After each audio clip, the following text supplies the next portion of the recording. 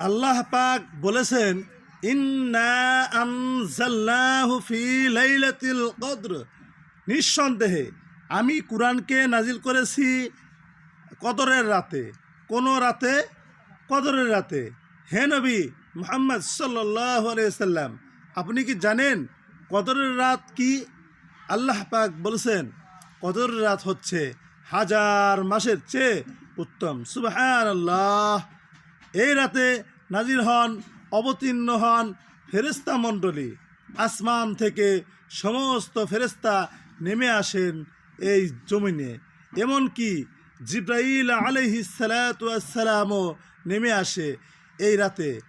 আল্লাহ পাক তকদিরে ফয়সালা করেন প্রত্যেকটা বিষয়, এবং ফজর পর্যন্ত এই রাতে শান্তি বিরাজ করে সর্বক্ষেত্রে, সব জায়গায় শান্তি, শান্তি আর শান্তি।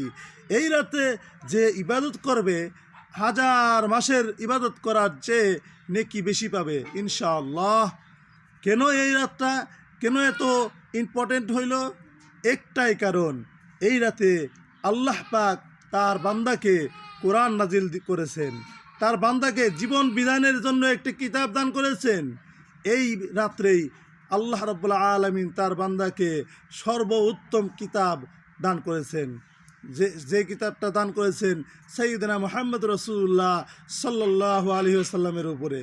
এই আমাদেরকে এত বড় একটা উপহার দিয়েছেন এই রাতেই। এর জন্যই এই রাতটাকে এত গুরুত্ব দেওয়া হয়েছে।